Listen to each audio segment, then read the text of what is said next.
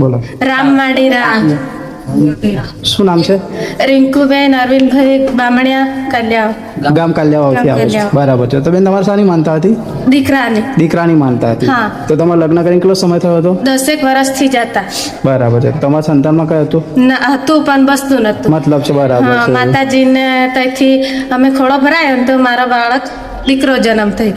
મતલબ તમે નરસાણા ધામ છે ડેન્જર ઝોન માકાડી માની સતની ગાદી ચાલે છે ત્યાં આવ્યા તમે હા. ને ત્યાંથી માણી પાસે માનતા માની તમે હા. માનતા માનીને કેટલા દિવસમાં તમને સારું પરિણામ જોવા એક મળ્યું? મહિનામાં. 1 મહિનામાં સારું એવું પરિણામ જોવા મળ્યું હતું. બરાબર છે.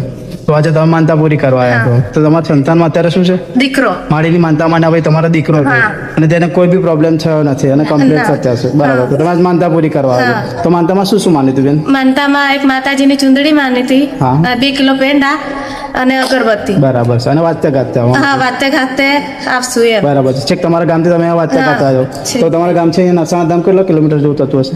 20-25 કિલોમીટર થાય. તો ત્યાં તમે વાંચતા ગાતા આવ્યા છો હા. તમારા સગા સંબંધીઓ હા. સાથે. નામકરણ એ પણ દીકરાનું નામકરણ પણ કરાવ્યું છે હા. માડી પાસે. ઠીક છે બેન. માડી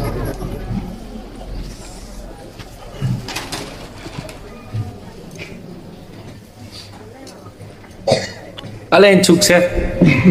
હા કેટલું છે? હા બધાને જોવે છે ને.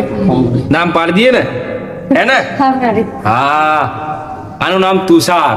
હા. લે